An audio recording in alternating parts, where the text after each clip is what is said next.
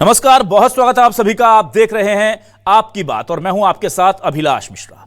आज बात करेंगे उस मुद्दे की जो सदन से लेकर सड़क तक और मध्य प्रदेश की भोपाल जो राजधानी है वहां से लेकर रायपुर, दिल्ली, पटना, तमाम देश में एक साथ गरमाया हुआ है। छात्रों के हित की आवाज को बुलंद करते करते विपक्ष और बीजेपी अब सीधे आमने सामने आ गए हैं। कॉकरोच जनता पार्टी की तरफ से शुरू हुई विरोध की यह चिंगारी अब सियासी आग के तौर पर भड़क चुकी है और जाहिर सी बात है कि अब हर कोई यह लगा रहा है अनुमान कि किसे इसमें होने जा रहा है नफा और कौन सहेगा नुकसान। इसी पर करते हैं आज आपकी बात।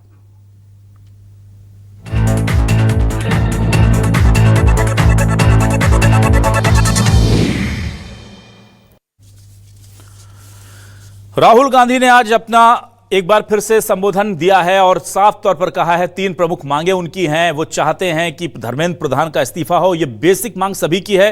संसद में चर्चा की मांग को लेकर समाजवादी पार्टी और कांग्रेस में अब देख रहे हैं कि वो सिर्फ एक ही मांग पर रुकने को तैयार नहीं है।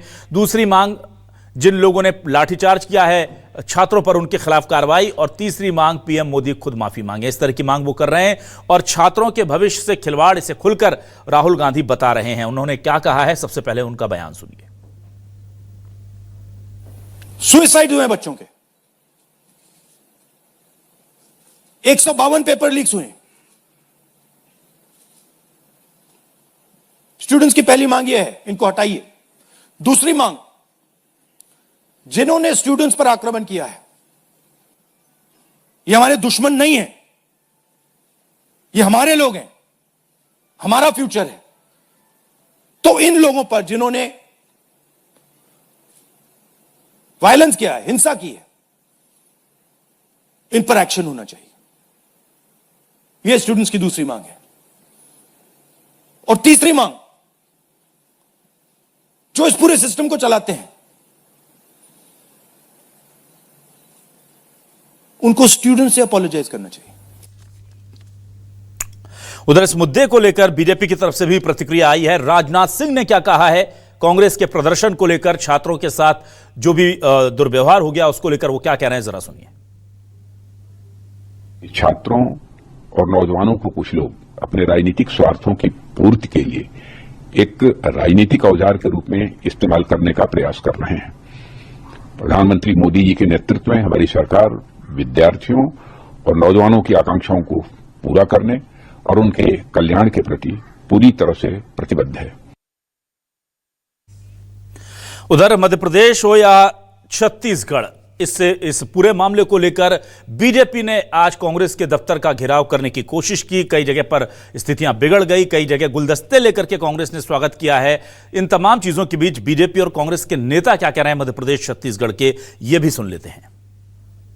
अगर कांग्रेस नहीं सुधरी तो कांग्रेस को चाहे विचारों से हो, चाहे संघर्ष में हो, चाहे भाषण से हो, चाहे मैदान में हो, दो हाथ करने के लिए भारतीय जनता पार्टी तैयार है। हमारी सरकार हर समय चर्चा के लिए तत्पर भी है और तैयार भी है, परंतु कांग्रेस के पास कोई तथ्य नहीं है, इसलिए वो केवल हंगामा करती है। वो टुकड़े टुकड़े गैंग एक जगह इकट्ठी हो गई, देश को बांटने की बात कर रही, देश के संविधान की धज्जियां उड़ा रही, मोदी मुर्दाबाद के नारे लगेंगे, पाकिस्तान जिंदाबाद के नारे लगेंगे। ये सोनिया और राहुल की मेहरबानी पर चलने वाली सरकार नहीं है। ये इस देश के 140 करोड़ जनता ने चुन के मोदी जी के प्रति विश्वास व्यक्त किया है। सरकार तैयार है, प्रधानमंत्री जी बोल चुके हैं। आप वहाँ चर्चा करना नहीं चाहते हो और देश को अराजकता में ढकेल रहे हो, युवाओं को दिग्भ्रमित कर रहे हो। ये चर्चा के लिए भाग रहे हैं क्योंकि इनके पास तर्क नहीं है, तथ्य नहीं है, केवल और केवल लोकसभा की कार्यवाही बाधित करना और देश में अराजकता पैदा करना। संविधान विरोधी हरकत राहुल गांधी जी ने की है, पूरी देश उसका निंदा कर रहा है। क्या वे समझते इसको नेपाल बना देंगे, क्या वे समझते बांग्लादेश बना देंगे, जनता के बीच भ्रम की स्थिति उत्पन्न कर रहे हैं, जबकि वो जानते हैं कि सारे मामले में लगातार कार्रवाई हो रही है। दिल्ली पुलिस ने जो एक मान्य सिद्धांत है, उन सिद्धांत के खिलाफ, प्रोटोकॉल के खिलाफ उन्होंने जिस प्रकार से व्यवहार किया राहुल गांधी जी के साथ और हमारे अन्य माननीय सांसदों के साथ, मैं उसकी भी निंदा करता हूँ। आपके बेटे बेटियों को बीजेपी देशद्रोही कह रही है, उनका मंत्री देशद्रोही कह रहा है, मोदी जी के शय पे कैलाश विजयवर्गीय देशद्रोही कह रहा है। देशद्रोही तो धर्मेंद्र प्रधान है, जिनने पेपर लीक करवाया और इस्तीफा नहीं दे रहे। राहुल गांधी कहाँ प्रदर्शन कर रहे हैं उसकी जगह होती है, लेकिन कहाँ डंडा डाला जाए उसकी कोई जगह नहीं होती। आंसू गैस की गोला छोड़े गए, वो भी भारतीय जनता पार्टी के कार्यकर्ताओं के ऊपर नहीं, कांग्रेस के कार्यकर्ताओं के ऊपर 5-5 आंसू गैस के गोला छोड़े गए। मैं समझता हूं कि यह दुर्भाग्य है कि एक सरकार के मंत्री खड़े रहकर अपने कार्यकर्ताओं को पत्थर बरसाने के लिए उकसाते हैं। संसद में आप सांसदों की आवाज़ नहीं सुनना चाहते हैं, नेता प्रतिपक्ष जब प्रधानमंत्री आवाज़ जाते हैं तो उनको गिरफ्तार कर लेते हैं। ये तो अलोकतांत्रिक सरकार है। वो गए भी थे स्पीकर के पास बात करने के लिए कि भाई आप इसमें चर्चा कराओ, तो उन्होंने मना कर दिया, मैं सरकार से बात करूंगा, तब जाके वो बैठे। और जो धर्मेंद्र प्रधान जो पेपर लीक के जो मुख्य जिम्मेदार है, उसे बचाने के लिए जो भारतीय जनता पार्टी के लोग बेशर्मी कर रहे हैं, तो इस देश के युवाओं पर जो लाठीचार्ज किया है उसके खिलाफ भाजपा के लोग आज प्रदर्शन कर रहे हैं बचाने के लिए। जिनकी अकाउंटेबिलिटी है वही सड़क में निकल गए हैं। ये तो ऐसा कभी नहीं होता कि चुनी हुई सरकार जिसको जवाब देना है वो खुद सड़क में आकर के प्रोटेस्ट कर रही है। और आइए देखते हैं आज के सवाल क्या है। सवाल लेकर आ रहे हैं आपके टेलीविजन स्क्रीन पर। सवाल ये रहे, राहुल के विरोध में बीजेपी का जोरदार प्रदर्शन, कांग्रेस दफ्तर के सामने देश भर में छिड़ा रण। कांग्रेस ने सदन में फिर की धर्मेंद्र प्रधान के इस्तीफे की मांग, चर्चा पर सरकार तैयार, फिर भी जारी घमासान। कांग्रेस बोली छात्रों के प्रति जिम्मेदारी तय करो, बीजेपी बोली छात्रों के नाम पर सियासत ना हो। पेपर लीक पर देश भर में कोहराम, बीजेपी कांग्रेस में से किसे फायदा किसे नुकसान। सारा मामला सियासी है या छात्रों का हित भी कहीं इसमें छिपा हुआ है? इस पर बातचीत करने के लिए मेरे साथ एक स्पेशल पैनल जुड़ने जा रहा है। मेरे साथ बीजेपी से प्रवक्ता के तौर पर सागर कसेरा जुड़ रहे हैं। बहुत स्वागत करता हूं सागर जी आपका। हमारे साथ कांग्रेस से प्रवक्ता के तौर पर रोशनी यादव जी जुड़ रही हैं। रोशनी जी आपका भी बहुत स्वागत करता हूं। और वरिष्ठ पत्रकार दिल्ली से हमारे साथ रूबी अरुण जी जुड़ रही हैं, जानी मानी चेहरा हैं। रूबी जी आपका भी बहुत स्वागत करता हूं। चलिए आज सबसे पहले मैं सागर जी आपके पास आता हूं। सागर जी जरा मुझे ये बताइए कि विरोध देखने को मिला है आज, क्या वजह थी कि बीजेपी को इतना बड़ा पूरे राष्ट्रीय स्तर का विरोध करना पड़ा, कांग्रेस के दफ्तर का घेराव करना पड़ा? इसके पीछे की प्रमुख वजह क्या है? देखिए बिलाल जी, सबसे पहले तो देश के लोकतंत्र में किसी भी राजनीतिक दल को अपना स्पष्ट मत किसी भी प्रकार से जाहिर करने का पूरा की पूरा अधिकार है। लेकिन माननीय प्रधानमंत्री जी के आवास के बाहर बैठ करके धरना देना, अलोकतांत्रिक तरीके से अपनी बात को रखने का प्रयास करना, और वो भी तब जब आप लीडर ऑफ अपोजिशन जैसे संवैधानिक दायित्व का निर्वहन कर रहे हैं, एक अच्छी सम्मानजनक पोजीशन पर हैं, तो आप जब भारत के यूथ को वोट बैंक मानते हैं और नेशन बिल्डर नहीं समझते, और आप सिर्फ संविधान की पुस्तिका लहराते नजर आते हैं और लोकतंत्र के नाम पर लोकतंत्र की हत्या जैसा काम करते हैं, तो इस बात का स्पष्ट रूप से विरोध होना आवश्यक है कि जब राहुल गांधी जी ने अपनी क्रेडिबिलिटी को इस प्रकार से खत्म किया कि भारत सरकार के प्रतिनिधि के रूप में जितेंद्र जी जब उनके पास गए, उनसे पूछा कि आपका क्या विषय है, उन्होंने कहा कि मैं चाहता हूं कि सदन में इस विषय पर चर्चा हो। तो जब उनको सरकार की तरफ से स्पष्ट कर दिया गया, किरण रिजिजू जी आज 4 बार कह चुके कि आप सरकार इस चीज के लिए तैयार है, तब भी कल उनको ये कहने के बाद राहुल जी वहां से नहीं उठे और उन्होंने अपना विषय ही बदल दिया। कहते हैं मुझे इसका इस्तीफा चाहिए, मुझे उसका इस्तीफा चाहिए और मेरी मर्जी में यहां बैठूंगा, मुझे कोई नहीं उठा सकता। तो जब आपके परिवार से 3 प्रधानमंत्री रह चुके, आपको प्रधानमंत्री का क्या प्रोटोकॉल होता है आपको नहीं पता?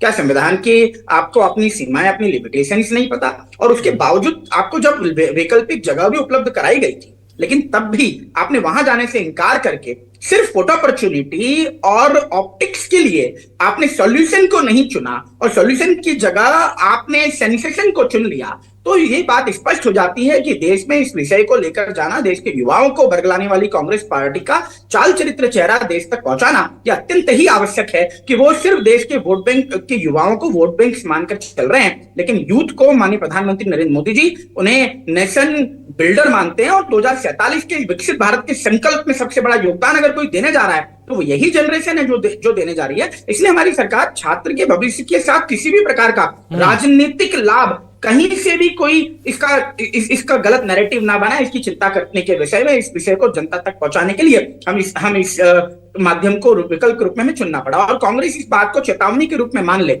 उन्होंने पहले बहुत कोशिश की, उन्होंने बड़ा षड्यंत्र रचा, राहुल गांधी जी ने स्वयं कहा देश की जनता का आह्वान करते हुए कि वो सड़कों पर आए। अभी इस आंदोलन के अंदर भी हमने स्पष्ट रूप से देखा कि लोग भारत की पार्लियामेंट को बर्बाद करना चाहते हैं और नारे लगा रहे थे कि देश को हम नेपाल बना देंगे। ये सबने स्पष्ट रूप से देखा और उसके बावजूद भी जब उनको ये बात नजर आ गई कि 29 दिन की 29 दिन का जब वो अपना दौरा खत्म करके आए विदेश का, जो गुप्त यात्रा थी, और उन्होंने देखा कि ये जो नैरेटिव है उनके हाथ से निकल रहा है, और तो इस नैरेटिव को भुनाने के लिए राहुल गांधी जी ने षड्यंत्र पूर्वक कल खड़गे जी का जन्मदिन का दिन चुनकर माननीय प्रधानमंत्री आवास के ऊपर धरना दिया। ठीक है सागर जी। रोशनी यादव जी आपके पास आते हैं। रोशनी यादव जी, कहा जा रहा है कि धरना प्रदर्शन करना था तो विद ड्यू परमिशन कर लेते। पीएम आवास के बाहर जाकर के धरना प्रदर्शन क्यों किया और उसके विरोध में विरोध का विरोध आज इतना मुखर देखने को मिला?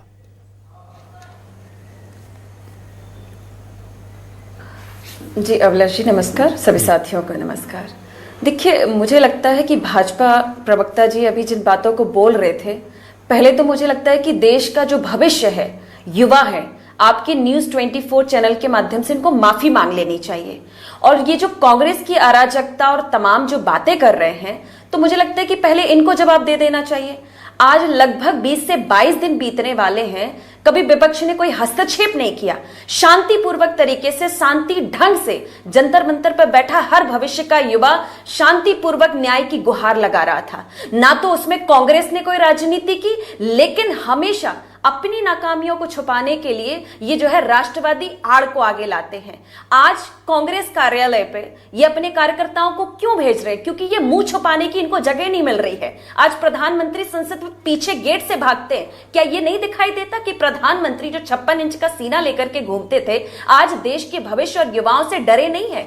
अगर ये डर नहीं है, अगर इतने ही ये न्याय की बातें कर रहे हैं और प्रधानमंत्री जी ने 56 इंच का सीना ठोक करके ये कहा है कि नहीं, जो युवाओं के साथ अन्याय हुआ है उसकी स्पष्ट जांच होगी। अरे ये जांच का आईना, झूठा आईना लेकर आप कब तक चलेंगे? आज तक आप जांच नहीं कर पाए, युवाओं को क्यों निकलकर सड़क पे आना पड़ा? उसके बाद ये कांग्रेस की मांग नहीं है, आज ये कोई राजनीतिक मुद्दा नहीं है, ये देश का जो भविष्य है ना युवा, वो लाठियां डंडे खा रहा है, आंसू गैस के गोले खा रहा है। अगर इतनी ही आपको फिक्र थी, थोड़ी सी मानवता दिखाते हुए आप धर्मेंद्र प्रधान जी का इस्तीफा ले लेते, आप जरा नेकी और नेकी की बात कर लेते। आज युवा जो रात दिन मेहनत करके भूखे पेट बैठा है 22 दिनों से, ये नहीं पता कि उनको खाना कौन भेजे, कहां से खाना मिलेगा, कहां पानी मिलेगा, और आप आज पुलिस को आगे कर देते हैं, लाठी डंडे आंसू गैस के गोले चलवाते हैं। उसमें से हो सकता है कि आपके घर का भी कई बेटे और बेटियां हों। आज कितने बच्चे घायल हुए हैं, आपने उनको थानों में ठूस दिया है। हमारे जब नेता विपक्ष राहुल गांधी जी धरने पर बैठते हैं, क्यों आना पड़ा उनको? और वो सांसद हैं, संसद की बात प्रधान सेवक के घर के सामने कही जाती है और संसद में कही जाती है। जब संसद में मौका नहीं दिया जाएगा तो कहां जाके बात कहेंगे? और उसके बाद आप नेता विपक्ष, आप खुद मानते हैं कि लीडर ऑफ अपोजिशन है, तो आप उनको अपने पुलिस कर्मियों से शासन को आगे लाके उनको टंगवा के उठका गाड़ी में बिठा देंगे। आप देखिए कि आप कितना, और हमेशा अभी इनके कुछ चंद लोगों के मैं बयान सुन रही थी अभिलाष जी, कहते हैं कि पाकिस्तान और बांग्लादेश और तमाम जो है दूसरी जगह बात करने लगते। आज जो युवा जो 18 साल का है, नाबालिग, वहां आपने तमाम लोगों के वीडियो देखे होंगे जिनका कोई लेना देना भी नहीं है, जो पढ़ाई कर रहे हैं, वो अपने बड़े भाइयों बहनों के लिए न्याय की गुहार लगाने गए, उनको ये देश विरोधी कह रहे हैं। और यहाँ विपक्ष से कह रहे हैं हम राजनीति कर रहे हैं। अरे हम उनके साथ खड़े हैं, मरते दम तक साथ खड़े हैं। तुम्हें चिल्लू भर पानी में डूब मर जाना चाहिए कि तुम न्याय नहीं कर पा रहे, उनकी आवाज नहीं सुन पा रहे। कितने युवाओं को ठगोगे? 7.5 करोड़ लोगों के साथ उन युवाओं का भविष्य आपने बर्बाद कर दिया। उनके माँ बाप से पूछो, 10-15 लाख कर्ज लेकर के अपने माँ बेटा बेटी को पढ़ाते हैं। ठीक है रोशनी जी। रूबी अरुण जी आपके पास आता हूं। रूबी जी, जरा मैं ये जानना चाहता हूं, मैं सीधी सियासी बात करता हूं, खालिस छात्रों का क्या होगा वो तो पता है। इस देश में छात्रों के नाम पर बहुत आंदोलन हो चुके हैं और जितने आंदोलन हुए वो सब छात्रों ने ही खड़े किए। छात्रों की दिन पर कई बड़े बड़े नेता बन गए, जेपी से शुरू कर लेते हैं और अन्ना से निकल करके और इस आंदोलन तक का सफर पूरा ये देखा। पर छात्रों के हाथ क्या लगता है ये तो सबको पता है। अब मैं आपसे जानना चाहता हूं, खालिस सवाल, शुद्ध सियासी सवाल, बीजेपी को फायदा या कांग्रेस को फायदा? ये पूरा जो चल रहा है पॉलिटिकल एटमॉस्फेयर, पूरा ये केओस चल रहा है, किसको फायदा दिख रहा है? अभिलाष जी, अगर अभी की स्थितियों पे आप गौर करेंगे तो ये बात बिल्कुल स्पष्ट हो जाएगी आपके सामने कि किसी भी सियासी पार्टी को संभवतः ये मेरा आकलन है कि फायदा नहीं पहुंचने जा रहा है। क्योंकि जिस तरीके से ये आंदोलन चल रहा है, ये सही बात है कि कॉकरोच जनता पार्टी का इनिशिएटिव था, अभिजीत दीपिके एक चेहरा बनी, लेकिन बड़ा ढुलमुल रवैया था। कोई ऐसा संगठित वहां पे ग्रुप नहीं था जो छात्रों को एक सही दिशा निर्देश दे सके। छात्र आते गए, जुटते गए, भीड़ जमा होती गई। क्योंकि परेशानी सबकी साझा थी, दिक्कत सबकी एक थी, सबकी तकलीफ एक थी, तो छात्र एक दूसरे से जुड़ते चले। आप अभी देखिए 20 तारीख के बाद भी जिस तरीके से छात्रों की संख्या में इजाफा हुआ है, तादाद इतनी ज्यादा बढ़ी है और बढ़ती जा रही है। यहाँ पे आप किसी पार्टी का अपना नाम नहीं सुनेंगे, उन्हें सिर्फ सरकार से शिकायत है कि सरकार ने उनकी बातें नहीं सुनी, सरकार ने अपनी जिम्मेदारी सही तरीके से नहीं निभाई। सरकार से गलती हुई है तो सरकार जवाबदेही क्यों नहीं ले रही है, और जवाबदेही क्यों नहीं ले रही है, इसके तहत वो शिक्षा मंत्री से इस्तीफा क्यों नहीं ले रही है। मुझे यहाँ पे किसी सियासी पार्टी को फायदा होता नजर इसलिए नहीं आ रहा है कि जब देश का नागरिक अपने अधिकारों के प्रति सजग हो जाता है, उसे जब ये समझ में आ जाता है कि संविधान में प्रदत्त उसके अधिकार क्या हैं, वो अपनी आवाज उठा सकता है, उसे अभिव्यक्ति की आजादी है, उसके ऊपर लाठी डंडे टूटते हैं तो टूटे, लेकिन वो बोल सकता है, वो मांग सकता है, वो अपनी बातें रख सकता है, तो यहाँ पे ये सियासत कौन हो जाती है। तो मेरे नजरिए से किसी पार्टी को कोई फायदा होता नजर नहीं आ रहा है और होना भी नहीं चाहिए, क्योंकि बेटी बेटियां देश की साझी विरासत है। ये युवा जो है ये देश के भविष्य है। ये अगर आज मजबूत होते हैं तो कल हम विकसित राष्ट्र बनते हैं। विश्व में जो हम जिस मान और पहचान की बात करते हैं, हम वो मकाम हासिल कर सकते हैं। तो यहाँ किसी पार्टी को सियासी फायदा होता हुआ फिलहाल नजर नहीं आ रहा। ठीक है सागर जी, अब आपके पास आता हूं। सागर जी, सीधा सवाल यह करता हूं, छात्रों के हित से जुड़ा हुआ सवाल करता हूं। आपने कहा कि छात्रों के नाम पर सियासत नहीं करने देंगे, देश विरोधी गतिविधियों को नहीं करने देंगे, और आज कांग्रेस को संदेश देने के लिए पूरा का पूरा देश से बीजेपी, जो दुनिया का सबसे बड़ा संगठन है, वो सड़कों पर था। सर एक बात बताइए, इस देश की आवाज है युवा। 152 पेपर लीक हो चुके हैं अब तक, टोटल 152। नीट के बाद भी पेपर लीक हुए। बीजेपी का यह संगठन छात्रों के हित में कब सड़क पर दिखा भाई साहब, बताइए सागर जी मुझे, क्यों नहीं आया छात्रों के हित में? क्या देश की जनता ने बीजेपी को समर्थन सरकार के को बचाने के लिए, आला कमान के कहने के लिए सिर्फ उन प्रदर्शनों के लिए दिया है, या आपको जनता की आवाज बुलंद करने के लिए ताकत दी है इतने दिनों में? क्या जब मध्य प्रदेश के, आप सवाल सुन लीजिए, छिंदवाड़ा की बच्ची सुसाइड करती है, जब बड़वानी की बच्ची सुसाइड करती है, कहां था संगठन आपका? क्यों नहीं आए सड़कों पर आप? आपको पता है कल उस बच्ची के पिता के साथ इसी डिबेट में मैं जब बैठा था, उस जिस बच्ची ने सुसाइड कर लिया, उसके पिता का कहना था वो पैरालिटिक है। उनका एक 9वीं का एक बेटा है जो 9वीं में पढ़ता है, और बहन ने कहा था मैं डॉक्टर बनके इसे एसडीएम बनाऊंगी। वो बच्ची सुसाइड कर गई साहब। उनको आर्थिक सहायता देने के लिए बीजेपी का एक नेता, एक कार्यकर्ता, एक मंत्री, एक अधिकारी कहीं से प्रशासन का नहीं पहुंचा है। तो आपके पास जो संगठन की दुनिया की सबसे बड़ी शक्ति है, वो केवल सरकार के हितों को साधने के लिए है क्या? जन मुद्दों को, जनता के मुद्दों को उठाने के लिए बीजेपी सड़क पर क्यों नहीं आई, जैसे आज आई? सीधा सवाल। अभिलाष जी, बिल्कुल सीधा और सही सवाल आपने किया है, मैं इसका स्वागत करता हूं जी। आज जनता के और मानवता के और स्पेशली छात्रों से जुड़े हर संवेदनशील मसलों पर भारतीय जनता पार्टी और उसकी सरकार और पूरा भारतीय जनता पार्टी का संगठन उतनी ही संवेदनशीलता से खड़ा है जैसा आज आपने सड़कों पर देखा। अगर परीक्षा व्यवस्था में कहीं भी गड़बड़ी की सूचना मिली तो एक जिम्मेदार सरकार का पहला दायित्व 3 मूल बातें होती हैं, तीनों बताता हूं। सबसे पहले, स्टूडेंट शुड गेट जस्टिस। दूसरा, guilty should face the law, and third one is system should become stronger than before. और तीनों ही दिशा में भारतीय जनता पार्टी की सुशासन की सरकार ने मूलभूत प्रयास किए। उनको बताने से पहले जिस विषय को अभी आपने गंभीरता से लिया, मेरी बड़ी बेहद संवेदना उस छत्तीसगढ़ परिवार से और उनकी बिटिया से और उनके पिताजी से भी है। अगर कोई व्यक्तिगत सहायता की बात है तो सबसे पहले मैं अपना हाथ एक भाजपा कार्यकर्ता के रूप में बढ़ाऊंगा, इतना मैं आपको आश्वासन देना चाहता हूं। अब बात करें नीट पेपर की, तो नीट पेपर लीक पर सीबीआई ने तुरंत ही एसआईटी गठित करने के साथ साथ 13 आरोपियों को तुरंत गिरफ्तार किया, ये सबके सामने, और उन्हें सिविल सजा मिले, इसकी पूरी व्यवस्था की। लेकिन एक बात और समझनी पड़ेगी, 2004 से लेकर 2014 तक 118 पेपर लीक हुए। सिर्फ राजस्थान सरकार के अंदर एक ही साल में एक ही पीरियड में 19 पेपर लीक हुए। कांग्रेस सरकारों ने कब इसके ऊपर कोई कानून बनाया? तो भारतीय जनता पार्टी की सरकार थी, नरेंद्र मोदी जी की सरकार ने पहली बार पेपर लीक को गंभीर विषय मान करके इस पर कानून बनाया।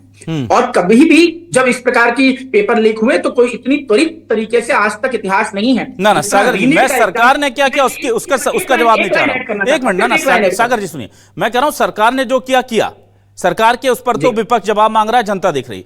बीजेपी ने क्या किया? आपने कहा कि सरकार ने अच्छा काम किया, हम सेटिस्फाई इसलिए सड़कों पर नहीं आए। भाई आप कह रहे हैं हम उसी संवेदना के साथ खड़े हैं। बताइए मुझे, पूरे देश भर में एक साथ बीजेपी किस पेपर लीक पर निकली? आप नीट पर निकले, आप सीबीएसई पर निकले, आप सीईटी पर, कितने पेपर हुए? अभी हुए पिछले 4 महीने के अंदर कई पेपर लीक हो गए। कब निकली बीजेपी सड़क पर? इसके आधे फोर्स के साथ कभी निकली सड़क पर? अभिलाष जी, हर जन आंदोलन हर बार मीडिया की सुर्खियां बटोर ले, ऐसा होता नहीं। ऐसे कई सैकड़ों और हजारों आंदोलन होते हैं। एबीवीपी से लगा करके, छात्र संघ से लगा करके भारतीय जनता पार्टी विभिन्न दायित्वों पर ये काम करती रही है। लेकिन क्योंकि बात अभी मैं नीट की कर रहा हूं और इस विषय पे कर रहा हूं, तो इसलिए बोलता हूं कि 37 दिन के भीतर रिकॉर्ड टाइम के अंदर हमने परीक्षा आयोजित हुई, उसके रिजल्ट भी घोषित हुए। 21 जून को जब 20 लाख विद्यार्थियों ने वो ठीक है, आप टाइमलाइन बता रहे हैं।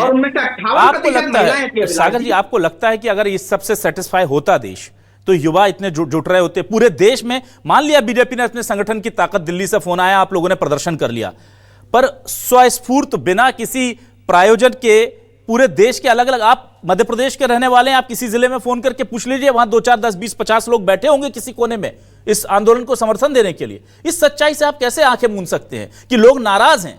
और अगर लोग नाराज हैं तो उस मुद्दे को उठाने का जिम्मा आपके संगठन के पास है। संगठन सत्ता की ताकत होती है, संगठन सत्ता को छिपने का पर्दा नहीं हो सकता। और ऐसा लग रहा है कि बीजेपी का संगठन इस वक्त सत्ता के गलतियों को छिपाने का पर्दा ज्यादा बन रहा है। नहीं अभिलाष जी, ये बिल्कुल गलत नैरेटिव है। किसी भी प्रकार से संगठन किसी भी गलतियों को छिपाने का पर्दा नहीं है। मैंने आपको 3 बातें स्पष्ट की और हम उन पर विशेष तौर से लगे।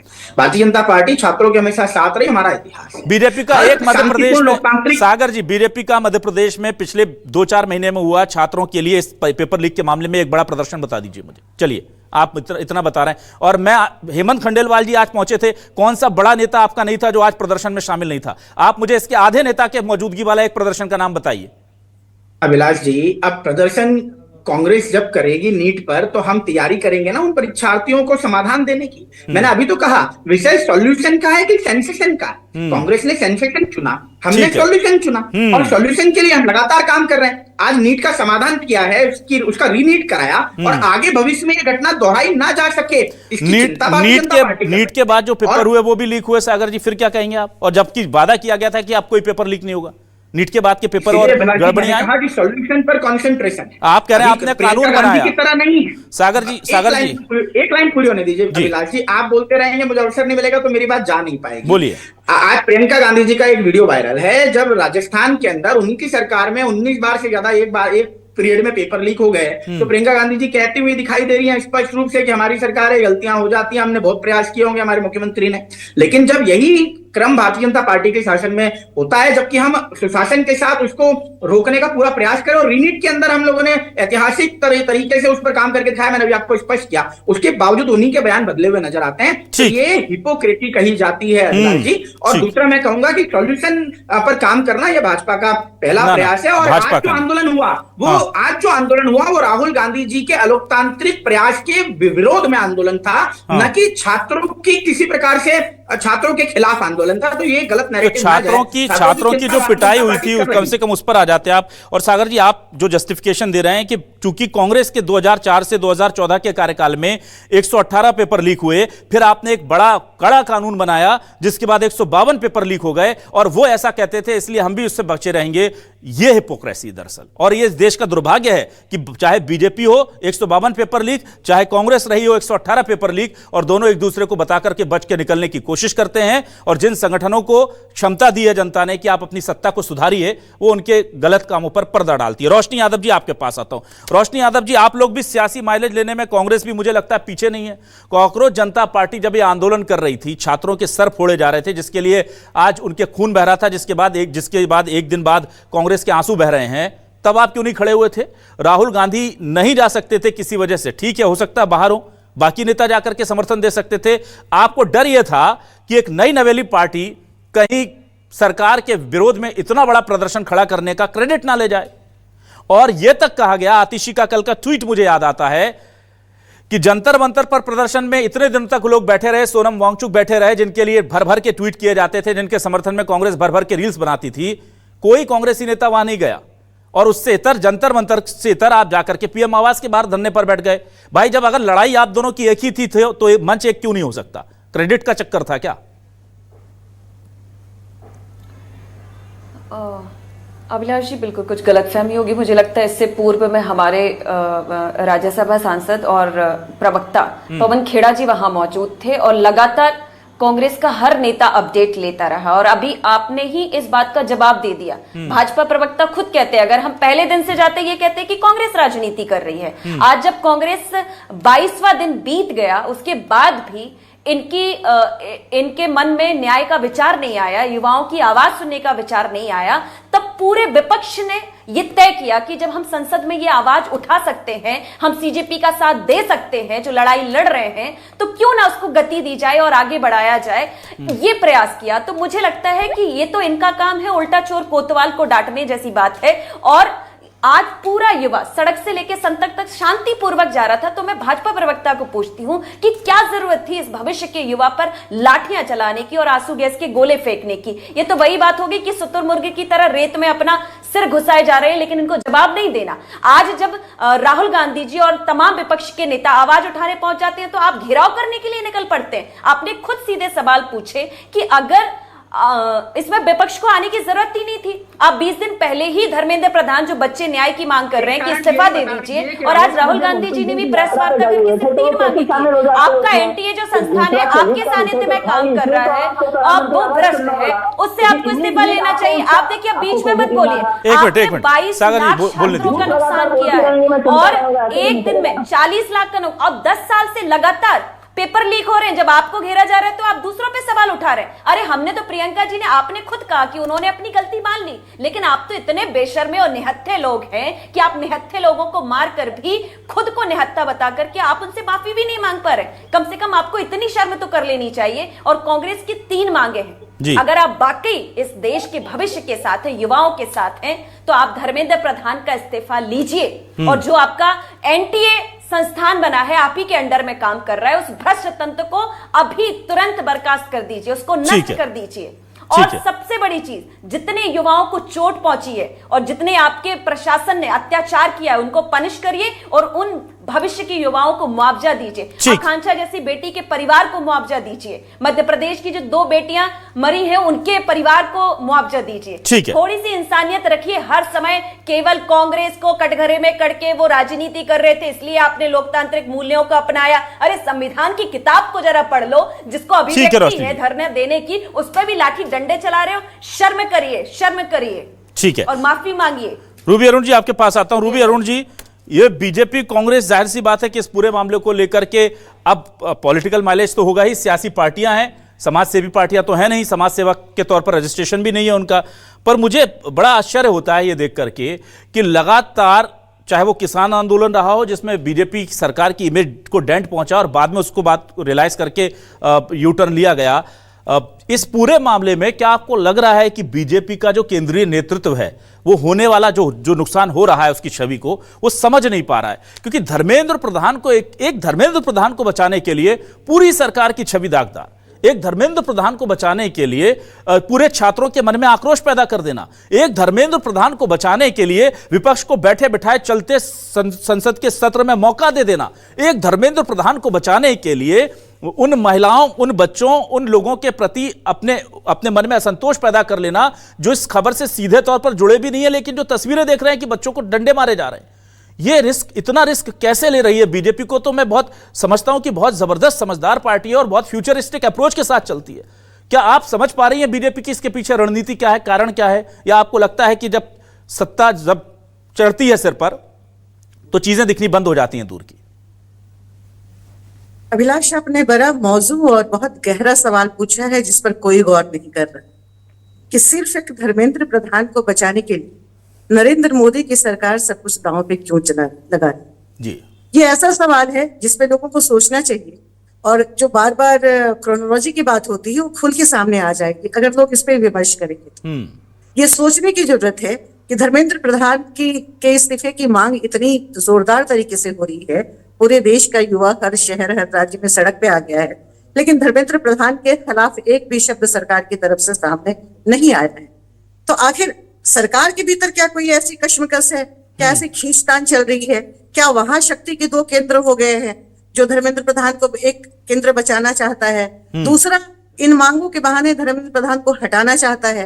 क्योंकि जहां तक एनडीए की बात है, जो 2017 में स्टैब्लिश हुआ था, अभिलाष आपको भी पता होगा कि उस समय केंद्र सरकार ने सिर्फ 25 करोड़ की वित्तीय सहायता दी थी। उसके बाद अतिरिक्त सहायता की इसमें उन्होंने जगह रखी थी, लेकिन शायद वो सैंक्शन नहीं हुआ था। लेकिन आज 470 करोड़ का मुनाफा एनडीए के पास है। वैसी स्थिति में जबकि एनडीए के पास कोई भी अस्थायी अधिकारी नहीं है, सारे आउटसोर्सेज हैं, सभी डेप्यूटेशन पे आए हुए हैं, परीक्षा के सवाल, एचआर, आईटी सॉल्यूशन, सब चीज वो आउटसोर्सिंग पे होता है। तो जड़ यहाँ पे है और इसकी शुरुआत इस सरकार ने की। इसे पता है कि जो सारे अभी सवाल हैं और जो समस्या अभी सामने है देश के, इसकी नींव खोखली है और ये खोखली नींव इन्होंने ही तैयार की है। लेकिन फिर हम उसी सवाल पे आते हैं कि धर्मेंद्र प्रधान को बचाने के लिए सरकार इतने दमदार तरीके से खामोशी क्यों अख्तियार किए हुए है, कोई जवाब क्यों नहीं दे रही है? तो मेरी समझ में जो भी राजनीतिक परिप्रेक्ष्य में या सरकार के अंदर की हलचल से या जो सुगबुगाहट है, या हम लोग जैसे कई जगहों पे बैठते हैं और बातें आ जाती हैं हमारे पास सरकार के लोगों के ही मार्फत, तो ये मेरी समझ में जो बात आई वो ये है कि ये सिर्फ छात्रों का सवाल नहीं है, ये सरकार के अंदर की एक बहुत गहरी खींचतान है जो एक दूसरे के सवालों के जरिए एक दूसरे को निपटाना चाहता है। सामने 2029 का चुनाव है जिसमें कई लोगों की ऐसी ख्वाहिशें हैं कि वो ऊंची कुर्सियों पे जाकर के बैठे और उसके लिए कुछ लोगों को हटाना होगा, कुछ लोगों को जोड़ना होगा, जिसके तहत अभी कैबिनेट रिसफल भी होना था अभिलाष, और वो कैबिनेट रिसफल नहीं हो पाया क्योंकि इस रिसफल में प्रधानमंत्री अपने कई ऐसे जिन्हें वो पसंद करते हैं उन्हें वो जोड़ते, कुछ एक लोगों को इधर उधर करते, कुछ को संगठन में भेजते, लेकिन जो दूसरा खेमा है वो नहीं चाहता कि उसके लोगों को तितर बितर किया जाए, क्योंकि हर कोई अपनी मजबूत दावेदारी की फिराक में है। तो इस सवाल पे सोचने की बहुत ज्यादा जरूरत है और ये बात अगर समझ में आ जाए तो इस समस्या का हल निकल जाए, बच्चों को हमारे ऐसे लाठियां नहीं खानी पड़े। अच्छा रूबी जी, एक और बड़ा सवाल मेरा कि ये सब कुछ हो रहा है, सब कुछ, लेकिन क्या आपको लगता है, क्योंकि आपने देश की सियासत को भी समझा है, हमारे एजुकेशन सिस्टम को भी बहुत करीबी से समझा है, ये BJP, Congress, cockroach Janata party, with in the party Congress, with in the party BJP, जो आप बता रही हैं पॉलिटिक्स उसके अंदर की, ये सब कुछ फायदे में रहे, कोई नुकसान में रहे, कोई अपना स्वार्थ सिद्ध कर ले, कोई ना कर पाए, पर छात्रों को इससे कोई फायदा होगा क्या? हमारा एग्जाम सिस्टम, एजुकेशन सिस्टम कुछ बदलेगा क्या, या नतीजा वही होगा 2-4 साल बाद फिर हम जब गिनेंगे तो ये जो 152 ने ये बढ़कर के 200-400 पहुंच जाएंगे पेपर लीक? अभिलाष, छात्रों को कुछ हासिल नहीं होगा और हमारा कल खराब हो जाएगा। एक छात्र के भविष्य खराब होने का मतलब आप अनुमान लगाइए कि 3 पीढ़ियां बर्बाद हो जाती हैं, तकरीबन 90 साल हमारे खराब हो जाते हैं। आज जो छात्र मजबूत नहीं हो पाएगा वो कल अपने बच्चों को अच्छी जिंदगी नहीं दे पाएगा। वैसे स्थिति में उसके बच्चे अपने बच्चों को अच्छी जिंदगी देने के लिए वो ताउम्र संघर्ष करते रहे। तो 3 पीढ़ियों का बर्बाद होना क्या हम झेल पाएंगे? क्या हम स्वीकार कर सकते हैं? और बच्चों के हाथ अगर नहीं लगेगा तो ये सरकारी, ये राजनीतिक पार्टियां शासन किस पे करेंगी, किस पे ये राज करेंगी, ये क्या, इन्हें क्या लाभ होगा? ये दूरदर्शिता किसी पार्टी में नहीं है। हालांकि कांग्रेस और बीजेपी में जो बेसिक फर्क है, अब जाहिर तौर पे जो सरकार में जो पार्टी होती है उसकी खामियां ज्यादा नजर आती हैं, लेकिन इस सरकार ने शिक्षा के क्षेत्र में वाकई बहुत गलत काम किए हैं, बहुत लापरवाहियां की हैं, और जिसका नतीजा ये है कि आज इस कदर लोगों का मन भर गया है, लोग इतने ऊब चुके हैं कि वो मार खाने के लिए तैयार हैं, वो खून बहाने के लिए तैयार हैं, लेकिन उन्हें अपनी जिंदगी बेहतर चाहिए, उन्हें अपना भविष्य अच्छा चाहिए। तो बीजेपी ने, आपको मालूम होगा, आपको भी बहुत चीजें ऐसी मालूम हैं जो आप स्क्रीन पे नहीं कह सकते हैं या हम उसकी व्याख्या या डिस्कशन नहीं कर सकते हैं, लेकिन जो मोटे तौर पे जो चीजें सामने हैं वो ये है कि कितने सारे सरकारी स्कूलों को बंद करा दिया गया। शिक्षा की जो स्थिति है वो बद से बदतर होती चली गई, कहीं पे भी किसी भी सुधार की गुंजाइश होती हुई नजर नहीं आ रही है। दो चार जगहों की बातें हम अपवाद के रूप में छोड़ दें, लेकिन इतना बड़ा देश है, कहने को हम कह देते हैं कि नेपाल बन जाएगा, बांग्लादेश बन जाएगा, कैसे बन जाएगा? नेपाल बांग्लादेश हमारे देश के एक राज्य के बराबर भी नहीं है। हम इतने बड़े देश हैं, लोकतांत्रिक देश हैं, हमारे संविधान का जो प्रारूप है या हमारी जो सोच है वो बिल्कुल अलग है उनसे। ठीक है रूबी जी, हम कभी नहीं बन सकते। जी ठीक है। मेरे साथ सागर जुड़े हुए हैं। सागर, मैं आपसे यह जानना चाहता हूं, अब कम से कम इतना सब होने के बाद मुझे एक बस रीजन बता दीजिए कि धर्मेंद्र प्रधान ने ऐसा क्या मामला सेट कर दिया है भाई कि आप लोग छात्रों के इतने विरोध को सह ले रहे हैं, विपक्ष के विरोध को सह ले रहे हैं, पूरी पार्टी को मोबिलाइज कर रहे हैं। अगर मैं कह रहा हूं उन्होंने गलत नहीं किया, आप मानते हैं वो बहुत पाक साफ हैं, बिल्कुल शानदार काम कर रहे हैं, बिल्कुल राम राज्य उन्होंने शिक्षा व्यवस्था में ला दिया, मान लिया मैंने।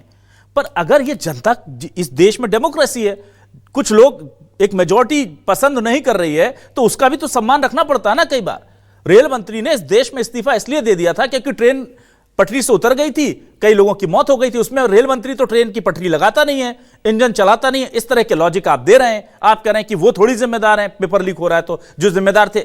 यहां बात होती है रिस्पॉन्सिबिलिटी ओन करने की। एक अच्छी गवर्नमेंट, एक अच्छे प्रशासन की ये पहचान होती है कि अगर कुछ गड़बड़ियां हो रही हैं तो उसे ओन करें। तो अगर आप उस रिस्पॉन्सिबिलिटी को ओन करके एक अच्छा मैसेज दे देंगे तो क्या दिक्कत है सर? देखिए अभिलाष जी, सबसे पहले तो यह स्पष्ट होना चाहिए कि माननीय धर्मेंद्र प्रधान जी स्वयं ही इस चीज की जिम्मेदारी पूर्व में ले चुके हैं।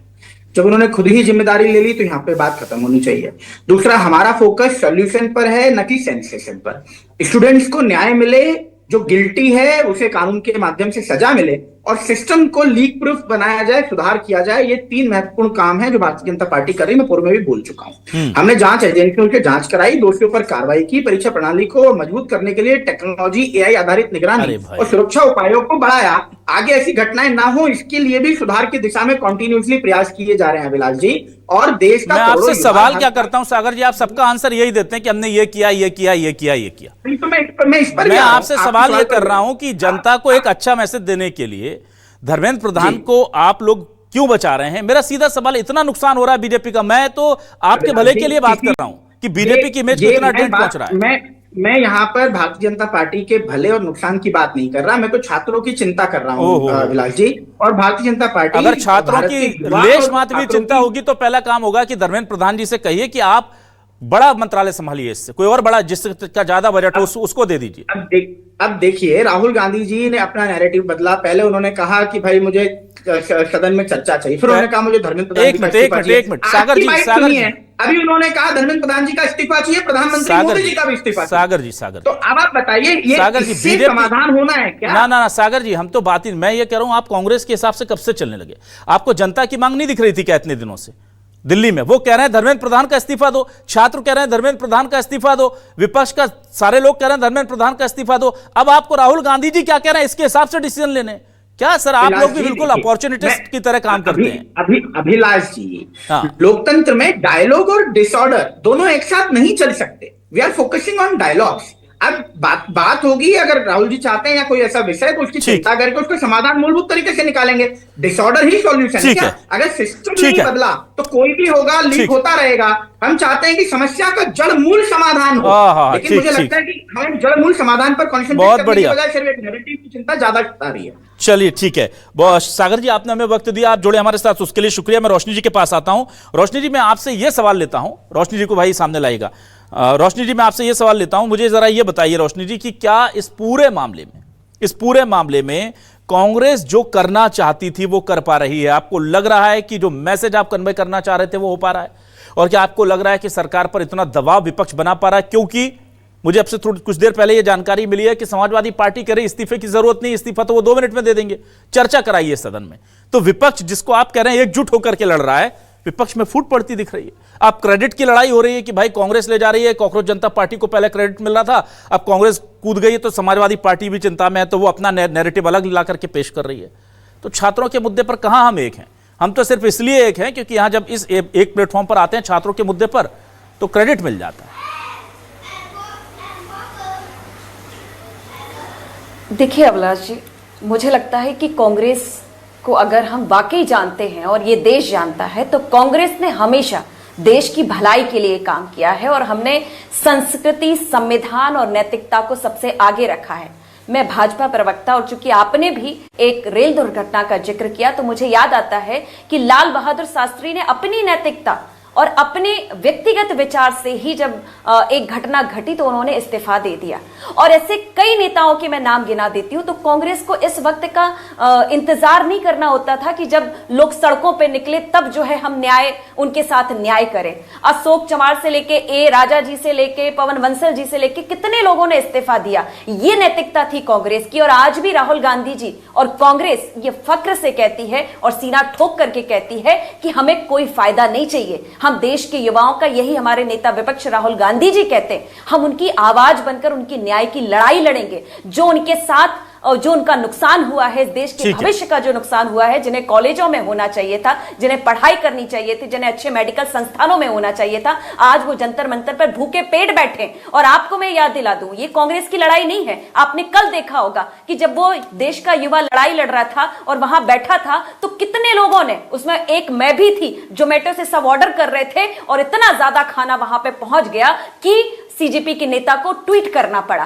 तो ये आज देश का समर्थन है और इससे बीजेपी अपना मुंह नहीं छुपा सकती है। हम सीधी मांगों पर बात कर रहे हैं। अगर वाकई इनके अंदर थोड़ी सी इंसानियत और मानवता है तो जो देश के भविष्य मांग कर रहे हैं उस पर इनको न्याय करना चाहिए। और शिक्षा व्यवस्था, बेहतर शिक्षा व्यवस्था के लिए राज्य स्तर पर इनको एक अच्छा बोर्ड बनाना चाहिए। और इनके जितने भी सबसे अच्छे वाइस चांसलर, ये नहीं कि आरएसएस से नियुक्त होकर के नेताओं को बैठाना है तो उस पर आप बैठा दीजिए, साठगांठ कर लीजिए, 40 लाख में पेपर बेच दीजिए और 22 लाख युवाओं का भविष्य बर्बाद कर दीजिए, 7.5 करोड़ युवाओं का भविष्य बर्बाद कर दीजिए। तो ये नहीं चलेगा। मध्य प्रदेश में एक कॉलेज ऐसा बन जाता है पेपरों में और लगातार वो कॉलेज चल रहा है और उसकी फीस जा रही है, लोगों को सैलरियां दी जा रही हैं। तो ये धोखा और ये देश के युवाओं के साथ धोखा करना बंद कर दीजिए। बस मैं यही अपील करूंगी भाजपा प्रवक्ता से कि कम से कम न्यूज़ 24 चैनल के माध्यम से आप देश के युवाओं को अच्छा मैसेज दे दें।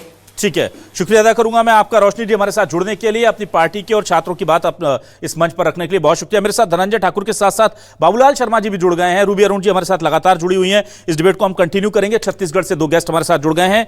और धनंजय जी आपके पास आ जाता हूं। धनंजय जी, मैं आपसे यह जानना चाहूंगा कि आज विरोध प्रदर्शन के दौरान हमने देखा कि रायपुर में बहुत ही जबरदस्त प्रदर्शन देखने को मिला और वाटर गैस और मतलब वाटर कैनन और आंसू गैस का इस्तेमाल तक हो गया। क्या आपको लगता है ये जो विरोध था, ये बीजेपी कह रही है कि हमने कांग्रेस के गैर संवैधानिक तरीके से जो विरोध किया जा रहा था, पीएम आवास को घेरने की कोशिश की जा रही थी, अराजकता की जा रही थी, उसके खिलाफ किया है और आगे के लिए चेतावनी भी दे रही है बीजेपी आप लोगों को? क्या कहेंगे आप? देखिए, सबसे बड़ी बात तो भारतीय जनता पार्टी के नेताओं की मानसिक दशा ठीक नहीं है। क्या प्रधानमंत्री आवास के सामने जाके प्रदर्शन करना गैर संवैधानिक हो गया? क्या भारतीय जनता पार्टी ये कहना चाह रही कि मुख्यमंत्री निवास हो चाहे प्रधानमंत्री निवास हो, वहां प्रदर्शन नहीं करना चाहिए? ये कैसी बात हो गई? लोकतंत्र है। अगर न्याय नहीं मिलता तो आपको याद होगा, जहां जनता आवाज उठाना चाहती है वहां जाके प्रदर्शन करती है। तो भारतीय जनता पार्टी इस बात से क्या डर पैदा करना चाहती है? पहली बात। दूसरी बात, संसद का घेराव होता है तो भारतीय जनता पार्टी क्या चाहती? संसद न घेरा जाए? क्या सड़कों पर युवा प्रदर्शन न करे? क्या मुख्यमंत्री निवास घेराव न करे? अगर भारतीय जनता पार्टी में इतनी नैतिकता है तो आज वो किस हिसाब से कांग्रेस पार्टी के घेराव करने आए थे? कांग्रेस भवन का घेराव करने क्यों आए थे भाजपा के लोग? आपको शर्म आनी चाहिए भाजपा के लोगों को। माफ कीजिएगा, आपको बोल दिया, भाजपा के लोगों को। छत्तीसगढ़ सहित पूरे देश में आज जो युवाओं का आक्रोश है वो दिख रहा है। दिल्ली के जंतर मंतर में जिस प्रकार से नरेंद्र मोदी की सरकार ने तानाशाही किया है, बर्बरता किया है, ये तो सोशल मीडिया में उस जनरल डायर को याद कर रहे हैं, इस सरकार को कायर बता रहे हैं। अरे पढ़े लिखे युवा हैं, अपने हक की बात कर रहे हैं, अपने साथ जो अन्याय हुआ है उसकी बात कर रहे हैं। मोदी सरकार के मंत्रियों को फुर्सत नहीं है कि उन्हीं गांव से जाकर चर्चा कर ले। और उसके बाद अगर युवा आंदोलन कर रहे हैं तो उनको किस प्रकार से मारा गया, पीटा गया, लड़कियों के साथ जो बर्बरता हुई है, जो हैवानियत हुआ है, जो लड़कियों के साथ जो वहां घटनाएं हुई है, जो सिविल ने पुलिस वहां पहुंच के जो सिविल में लोग जाके मारपीट किए हैं, क्या ये भारतीय जनता पार्टी का लोकतंत्र है? इसे लोकतंत्र नहीं, तानाशाही कहते हैं। इस देश में गांधी जी ने आजादी के बाद नेहरू जी ने लोकतंत्र की स्थापना की है और देश के पहले प्रधानमंत्री नेहरू जी की कॉलर एक महिला ने पकड़ा था, तब नेहरू जी ने कहा था इस देश की आजादी का सबसे बड़ा लाभ यह है कि आप देश के प्रधानमंत्री की कॉलर पकड़ सकते हैं, क्योंकि लोकतंत्र अपनी बात रख सकते हैं। ऐसे लोग हमें न बताएं जो तानाशाही पे जाते हैं। हमने प्रदर्शन किया है तो निश्चित तौर पर इस देश के युवाओं की आवाज उठाने किया, क्योंकि सरकार कान में रुई डाल के आंख बंद करके बैठी हुई है, न युवाओं की बात सुन रही है, न विपक्ष की बात सुन रही है, और लगातार हम अपनी बात उठाएंगे और आवाज उठाते रहेंगे। ठीक है रूबी अरुण जी, मैं यहाँ पर ये सवाल आपसे जरूर पूछूंगी। बाबूलाल शर्मा जी हमारे साथ जुड़ गए हैं। बाबूलाल शर्मा जी आपके पास आऊंगा, बहुत स्वागत करता हूं आपका। रूबी अरुण जी, मैं ये सवाल सीधा जानना चाहता हूं, बार बार ये कहा जा रहा है कि ये प्रायोजित विरोध है, इसके पीछे बीजेपी के कुछ नेताओं ने यहां तक कह दिया कि इसे स्पॉन्सर किया गया है, इसके पीछे राष्ट्र विरोधी ताकतें हैं, पाकिस्तान और बांग्लादेश से जो सहानुभूति रखते हैं वो लोग इसमें इन्वॉल्व हैं। इस थ्योरी में कहां तक दम है? क्योंकि कल कथित तौर पर सोशल मीडिया पर कुछ ऐसे वीडियो वायरल हुए जिसमें दिखाया गया कि जंतर मंतर के आसपास और कुछ गाड़ियां पहुंची जिनमें पत्थर लदे हुए थे। कुछ ऐसी गाड़ियों को कथित तौर पर कहा जा रहा है कि लाकर खड़ा कर दिया जो टूटी फूटी थी, और शायद सुबह कोई माहौल बनाने की कोशिश की जा रही है। सोशल मीडिया पर इस तरह की जानकारियां जो है वो प्रसारित की गई, उसकी पुष्टि हुई नहीं है। पर क्या ये वाकई में एक स्पॉन्सर्ड प्रोग्राम था या ये स्पॉन्सर्ड तरीके से इसे रोकने की एक साजिश की जा रही थी? अंदर की खबर क्या है? मेरे नजरिए से ये जो मैंने देखा जी, उसमें आपने देखा होगा कि बहुत सारे ऐसे लोग थे जो पुलिस के वर्दी में थे, लाठियां लेके घूम रहे थे, उनका नेम प्लेट नहीं था। कुछ लोगों ने आई कार्ड मांगा, उनके पास वो आई कार्ड नहीं थे। कुछ एक ऐसे विजुअल्स भी आए कि पुलिस की वर्दी पहने लोग लाठियां चला रहे हैं, महिलाओं पे चला रहे हैं, तो वहां मौजूद पुलिस वाला आंखों से इशारे कर रहा है और वो कह रहा है कि अभी ऐसा मत करो चूंकि यहाँ पे कुछ पत्रकार हैं। तो मुझे भी ये लगता है कि जो बच्चे हैं ये स्वतः स्फूर्त है, इस बात पे गौर करना होगा। आप देखिए आंदोलन के सफल होने की जो अब निशानी दिख रही है वो ये है कि दमन के बाद जो लाठियां चली, बच्चों को रोका गया, पुलिस हिरासत में ले जाया गया, उसके बाद तादाद और बढ़ गई। मतलब कि ये खुद ब खुद ये हो रहा है और इसे कोई इस तरीके से संचालित नहीं कर सकता। इसमें मुझे नहीं लगता कि किसी बाहरी ताकत का हाथ है। हाँ, ये जरूर है कि जो जिन ट्रकों पे पत्थर नजर आए, लाठियां लिए हुए वर्दी में बिना नेम प्लेट के लोग नजर आए, वो जरूर यहाँ के लोग थे, लेकिन वो बाहरी तत्व थे जो बच्चों के साथ संघर्ष करने के लिए आए थे। या जैसे कि हमेशा होता है ऐसे आंदोलनों में कि कुछ ऐसे अराजक तत्व आ जाते हैं या भेज दिए जाते हैं जिससे कि जो प्रदर्शन कर रहे हैं उनके नाम पे धब्बा लग सके या उनका जो मुद्दा है वो भटक सके। तो मुझे नहीं लगता कि किसी बाहरी तत्व का हाथ था। एक चीज और मैं कहना चाहूंगी, आप जो कह रहे हैं कि प्रायोजित, शुरू में जब अभिजीत तिपके आए और एयरपोर्ट पे आकर के उन्होंने परमिशन लिया, आकर के जंतर मंतर पे कई दिनों तक बैठे रहे, तो हम पत्रकारों की बिरादरी में भी एक बुलबुलाहट सी हुई। ये सवाल भी उठे कि ऐसा क्या है इस व्यक्ति में, या ऐसी इसकी क्या पहुंच है, या फिर सरकार में इतनी सहनशीलता कैसे आ गई कि एक व्यक्ति अमेरिका से आता है, एयरपोर्ट पे आकर के वो परमिशन लेता है और इतने दिनों से जंतर मंतर पे बैठा है, अपनी मांग कर रहा है। कहीं सरकार इसके पीछे तो नहीं है? सरकार दूसरे मुद्दों को तो हाईजैक नहीं करना चाह रही है इस मुद्दे के बाद। फिर सोनम वांगचुक का आना, और सोनम वांगचुक का एक इंटरव्यू में ये कह देना कि लद्दाख के राज्यपाल ने उनसे कहा कि जाकर कि आप अभिजीत तिपके से मिलिए, जबकि सोनम वांगचुक का मुद्दा छात्रों का मसला कभी नहीं रहा था। उनका अपना लद्दाख का मसला था जिसके लिए वो जेल भी गए थे, लेकिन वो छात्रों के मसले पे मंच पे आए, उन्होंने अनशन भी रखा हुआ है। तो यहाँ पे भी कई सारे ऐसे संशय की गुंजाइश थी और सवाल उठ रहे थे। अब अचानक से दिल्ली पुलिस का रातों रात बदल गया। सतीश गोलचा के रहते हुए दिल्ली पुलिस ने इतनी सख्ती नहीं बरती थी, इतना आक्रामक दिल्ली पुलिस नहीं हुई थी। लेकिन नए दिल्ली पुलिस के कमिश्नर आते हैं और सुबह होते ही 20 तारीख को छात्रों पे बिल्कुल से हमला कर दिया जाता है, हर तरफ अफरा तफरी मच जाती है। ठीक है, इन चीजों को देखें तो कई सारे सवाल हैं जो बुला रहे हैं, जहन में उठ रहे हैं। और बल्कि आज मैं सोच भी रहा था और अपनी टीम से रूबी पूछ भी रहा था कि भाई ये राम मंदिर वाला ट्रस्ट का क्या इशू चल रहा है, वो खबर कहीं पीछे दब गई है शायद। उसी की तरफ आपने एक इशारा दिया कि बहुत सारे कहते हैं ना कि एक बड़ा जख्म दे दो तो छोटे कई रिश्ते घावों का दर्द भूल जाता है इंसान। वो देश के साथ लगभग हो रहा है। मेरे साथ उज्जवल दीपक जी जुड़ गए, उनका स्वागत कर लेता हूं। बाबूलाल शर्मा जी पहले से जुड़े हुए हैं। उज्जवल जी, उनके सवाल के बाद आपके पास आता हूं। बाबूलाल शर्मा जी, छत्तीसगढ़ में और देश में इस वक्त जो चल रहा है ये सियासत के नफे नुकसान की कहानी सबको समझ आ रही है। क्या लग रहा है, आप धर्मेंद्र प्रधान पर इतना बड़ा स्टेक बीजेपी लगा रही है, रूबी अरुण जी ने बहुत अच्छे से उसका विश्लेषण किया, पर आपको क्या लगता है, क्योंकि अनुभव में आप हम सबसे बड़े हैं, आपने सियासत को बहुत अच्छे से देखा है, धर्मेंद्र प्रधान एक मंत्री पर इतना बड़ा स्टेक मोदी सरकार अगर लगा रही है तो क्या वजह हो सकती है सर? देखिए, नौजवान छात्र हैं, हर घर में नौजवान हैं, सबके बच्चे हैं, एक भावना बनती है बच्चों के प्रति, वो भावना की कमी दिखाई दे रही है। और कहीं ना कहीं जो है पॉलिटिकल बेस बन गया है ये एक प्रकार से जी। इसको पॉलिटिकल बेस बनाने का प्रयास पूरा का पूरा हुआ है। और जिस तरीके से लाठी भांजी गई है, मार काट मची है वहां पर, और जिस तरह से छात्र जो है मारो मारो, जितना मारना है मारो कह रहे हैं, इससे साफ जाहिर होता है कि छात्र कुछ जो कह रहे हैं वो मानकर चल रहे हैं कि हम जो चाहते हैं वो होना चाहिए। इसके बदले हम चाहे जितना भी मारना है हमको मार लो, लेकिन हम जो मांग कर रहे हैं वो मांग पूरी होनी चाहिए।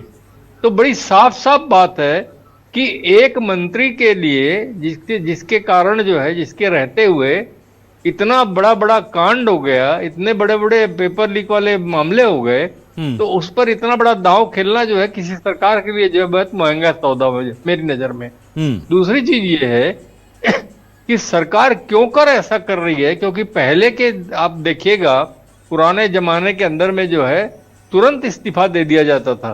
अगर किसी रेल मंत्री ने इस्तीफा दिया था कांग्रेस के जमाने में, बाद में भी ऐसे बहुत सारे उदाहरण हैं जिसमें कोई घटना घटी तो उसके जिम्मेदारी लेते हुए हट गए, भले उनका इस्तीफा स्वीकृत नहीं हुआ, वो बात की बात है, लेकिन जो है एक कम से कम प्रदर्शन तो हो जाता कि हाँ भाई मैं अपनी तरफ से इस्तीफा दे रहा हूँ, तो एक बात बनती। लेकिन ये तो वो एक तरफा हो रहा है, जो भी हो रहा है पूरे देश में इसका फैलाव हो रहा है, ये कोई अच्छी बात नहीं है और देश के लिए भी अच्छा नहीं है, किसी भी हाल में अच्छा नहीं। आप ठीक है बचा लीजिए, आप कितना भी ये सुरक्षा दे दीजिए सरकार को कि नहीं सरकार हमारी सही है, हमारी सरकार गलत नहीं कर सकती, हमारी सरकार कोई गलत नहीं कर रही है, कार्रवाई कर रही है, लेकिन जो है जो एक स्थायी नुकसान इसका दिख रहा है मुझको युवाओं के बीच में और देश के अंदर में, वो स्थायी नुकसान जो है भारतीय जनता पार्टी को झेलना पड़ेगा। अब उसको किस तरह से झेलती है, चुनाव में क्या होता है वो बाद की बात है, लेकिन फिलहाल जो मुझे दिखाई दे रहा है एक स्थायी जो है नुकसान भारतीय जनता पार्टी को झेलना पड़ सकता है। जी ठीक है। उज्जवल दीपक जी आपके पास आता हूं। उज्जवल दीपक जी, आज बीजेपी ने जबरदस्त विरोध प्रदर्शन किया और दीपक बैज ने कहा यह सीधे तौर पर कांग्रेस के दफ्तर पर हमला था। जिस तरह से आप लोग पहुंचे, तमाम तरह के विरोध प्रदर्शन किया। आप देखिए राहुल गांधी ने प्रदर्शन किया, पीएम आवास के बाहर प्रदर्शन किया, बिल्कुल प्रदर्शन किया, उग्र प्रदर्शन लेकिन वहां पर नहीं था। जंतर मंतर पर जो हुआ वो उग्र हुआ, बिल्कुल स्वीकार करते हैं, उसको देखी तस्वीरें सभी ने। पर ये इतना ज्यादा उत्तेजना में आकर के बीजेपी पूरे देश में विरोध प्रदर्शन कर रही है। सर मेरा सवाल वही है फिर कि ये छात्रों के लिए इतना आक्रामक विरोध प्रदर्शन बीजेपी ने कभी क्यों नहीं किया, जब इतने सारे पेपर लीक हो रहे थे, जब इतने बच्चे सुसाइड कर रहे थे। जगदलपुर की एक बच्ची के पिता कल हमारे साथ जुड़े थे सर, वो रो रहे थे। आप अगर उस डिबेट को देखेंगे तो आपका दिल पसीज जाएगा। उनकी बच्ची ने सुसाइड कर लिया सर, और वो कह रहे थे मेरी बच्ची जब पहला पेपर देकर आई थी तो वो कह रही थी 650 से ज्यादा अंक लेकर आऊंगी, पापा लिख कर रख लो, और मैं डॉक्टर बनूंगी, मैं लिख कर देती हूं आपको। लेकिन फिर पेपर कैंसिल हो गया और उसके बाद से वो सदमे में चली गई, कहने लगी अब पता नहीं कैसे पेपर आएगा, मैंने पूरी तैयारी की। तो सर जब जगदलपुर की, छत्तीसगढ़ की बेटी मरती है तब आप लोगों का सड़क पर उतरने का मन नहीं करता। जब इतने सारे बच्चों के, करोड़ों बच्चों का भविष्य दांव पर होता, आप लोग सड़क पर नहीं उतरते।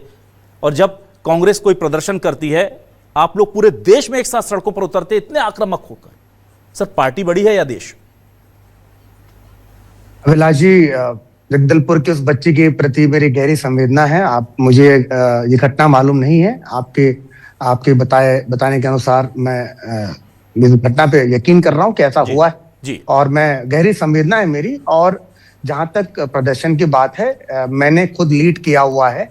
जब पीएससी घोटाला हुआ था छत्तीसगढ़ में, हम सड़क पे उतरे हैं, हमने सरकार के खिलाफ प्रदर्शन किया है। आज भी झारखंड में वहां पे जो रिक्रूटमेंट स्कैम हुआ है उसके खिलाफ भारतीय जनता पार्टी सड़क पे उतरी है। जगह जगह पे मेरे पास अभी लिस्ट है, 2004 से लेकर 2014 तक 10 ऐसे केसेस हुए कांग्रेस शासनकाल में, मनमोहन सिंह जी के शासनकाल में, और किसी मंत्री ने, किसी प्रधानमंत्री ने, किसी भी व्यक्ति ने इस्तीफा नहीं दिया था।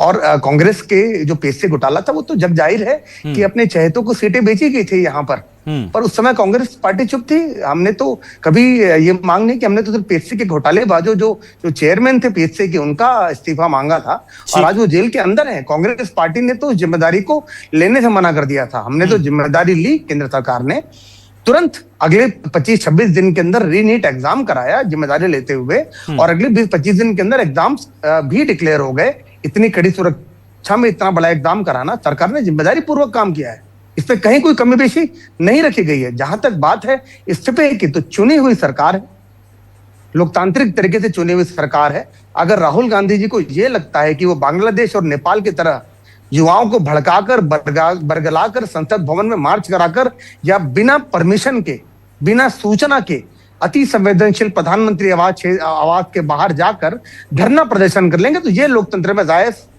नहीं है। आज भारतीय जनता पार्टी ने जितने भी जगह प्रदर्शन किया है पूरे देश में, बाकायदा सूचना दी गई, अखबारों को भी सूचना थी कि हम ऐसा कुछ करने वाले हैं, कोई चोरी छुपे काम नहीं हुआ। हम बिल्कुल दबे पांव नहीं गए। जहाँ से राहुल गांधी जी मल्लिकार्जुन खड़गे जी के बर्थडे का बहाना लेके सब लोग वहां पहुंच गए, तो अति संवेदनशील मामला है प्रधानमंत्री आवास के बाहर ऐसा कुछ होना। ऐसी घटनाएं पास्ट में भी हुई हैं। उनकी खुद की नानी की हत्या हुई है उसी प्रधानमंत्री आवास के अंदर। तो राहुल गांधी जी को इतनी समझ होनी चाहिए कि नेपाल, बांग्लादेश या श्रीलंका नहीं है कि वो राष्ट्रपति निवास के अंदर जाके बिस्तर पे चीर फाड़ करेंगे और वहां के उपहार चुरा के ले जाएंगे। तो लोकतंत्र का सम्मान करना बड़ा जरूरी है।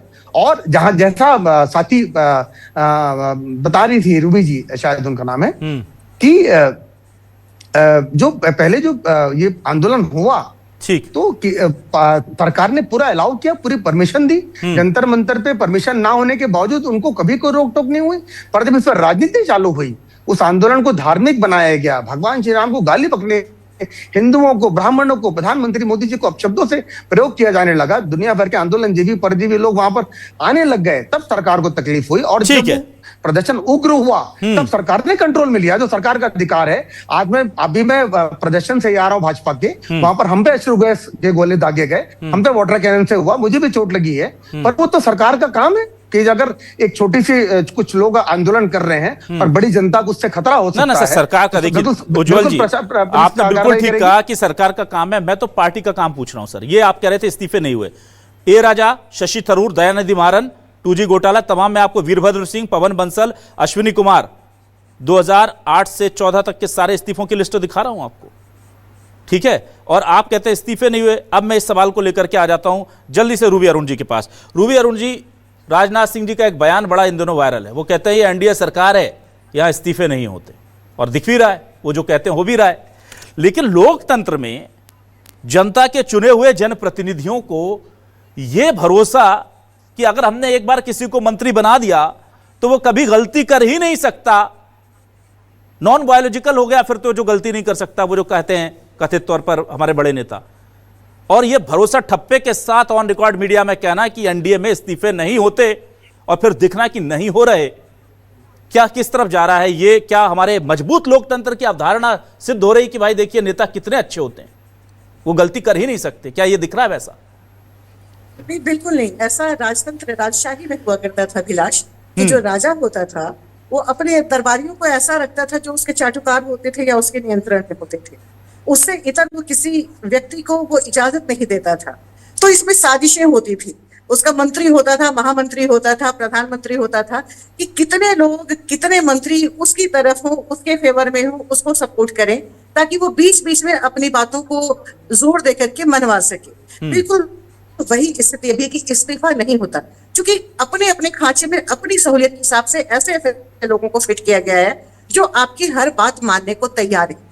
तो उस तैयार व्यक्ति को हटा करके किसी और को फिट उस खांचे में फिट करना, हो सकता है वो आपके ही सरकार में आपके किसी और खेमे का वो व्यक्ति हो, वो आपकी बातों को नहीं माने या आपकी बातों को उस तक पहुंचा दे। तो राजनीति में और कुर्सी की राजनीति में खींचातानी बड़ी खतरनाक होती है विलास। अभी आप इस्तीफे का दिखा रहे थे कांग्रेस के वक्त का कि कितने लोगों इस्तीफा। मैं आपको एक सच्ची खबर बताती हूँ जिसके मैं खुद गवाह रही हूँ। आपको मुंबई हमला याद होगा अभिलाष। मुंबई हमले के समय शिवराज सिंह थे, वो शिवराज पाटिल जी गृह मंत्री थे। और उनका इस्तीफा क्यों हुआ? क्योंकि उन्होंने कपड़े बदल लिए थे। लेकिन मैं चूंकि उस वक्त गृह मंत्रालय में थी, किसी खबर को कवर करने गई थी, और शिवराज सिंह के पास जब ये फोन आया कि हमला हुआ है और आप जल्दी से पहुंचिए प्रधानमंत्री के पास, जहां पे सोनिया गांधी वगैरह भी मौजूद थी उस अर्जेंट मीटिंग में, तो शिवराज सिंह चौहान के निकलते शिवराज पाटिल, रूबी अरुण जी, शिवराज पाटिल थे वो। फट गया था जी। शिवराज पाटिल थे वो। शर्ट फट गया था और हाँ। गंदा हो गया था, तो वो घर गए, उन्होंने कपड़ा बदला, कपड़े बदल के वो मीटिंग में गए। तो हम ही लोगों ने ये खबर चला दी कि ऐसे वक्त में भी देश का गृह मंत्री कपड़े बदल रहा है, ठीक है। और उन्हें त्वरित इस्तीफा देना पड़ा। तो अगर आप जिम्मेदार हैं, आप जवाबदेही लेते हैं, अगर देश के लोकतंत्र से आपका वास्ता है, लोगों का मिजाज आप समझते हैं, उनकी उम्मीदों पे खड़ा उतरने की कोशिश करते हैं, तो आप लोकतांत्रिक तरीके से अपने पद का निर्वहन करते हैं। आप कर्तव्य निभा रहे हैं तो कुर्सी पर हैं, नहीं निभा रहे हैं आप में खामी है, गलती है। लोग अगर कह रहे हैं कि आपको कुर्सी से हट जाना चाहिए तो आपको हट जाना चाहिए। और एनटीए सबसे बड़ी वजह है प्रधान के कुर्सी से हटने की, इस पे भी लोगों को सवाल करना चाहिए। एनटीए जो बना वो सोसाइटी रजिस्टर्ड कानून के तहत बना है, वो यूनिवर्सिटी ग्रांट कमीशन का हिस्सा नहीं है। और एनटीए के, जैसा कि मैंने पहले कहा कि 25 करोड़ की राशि दी गई, लेकिन 3,573 करोड़ के आसपास उसकी संपत्ति हुई, जिसमें 470 करोड़ का मुनाफा है। और ये बार बार परीक्षा कैंसिल होने से, फिर से एग्जाम होने से छात्रों से जो राशि वसूली गई, उस पैसे से ये एनटीए चल रहा है और उसकी संपत्ति इतनी विशाल अधिक है। धनंजय ठाकुर जी, आपने अपना हाँ जी रूबी जी, मैं बस समय चूंकि कम है, मैं जल्दी जल्दी सवालों का एक और सिलसिला कर लेता हूं। धनंजय ठाकुर जी, देखिए क्या दिक्कत है। आप लोग कहते हैं कि सारे सरकारी उपक्रम घाटे में चल रहे हैं, कितना बढ़िया चला रहे हैं। देखिए 475 करोड़ के आसपास एनटीए ने छात्रों से, उन बेरोजगार छात्रों से जिन्हें नौकरी देने के लुभावने सपने दिखाए गए, उनसे पैसा कमा लिया, प्रॉफिट, नेट प्रॉफिट, शुद्ध मुनाफा।